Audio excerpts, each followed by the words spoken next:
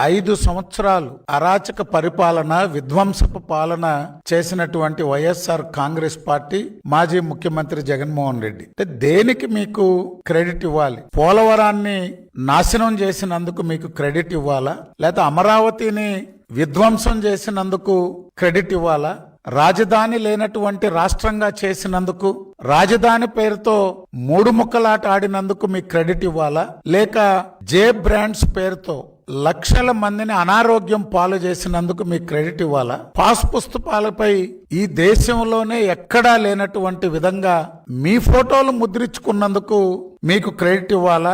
ఏ మంచి పని జరిగినా క్రెడిట్ చోరీ అని మాట్లాడుతున్నటువంటి మీరు రాయలసీమకి, ఈ రాష్ట్రానికి మీరు చేసినటువంటి నష్టానికి, అది సాగునీటి రంగమైనా తాగునీటి రంగమైనా పరిశ్రమలు వెళ్ళగొట్టడంలో ఘనత సాధించినటువంటి మీకు క్రెడిట్ ఇవ్వాలా అని చెప్పి అడుగుతున్నాం.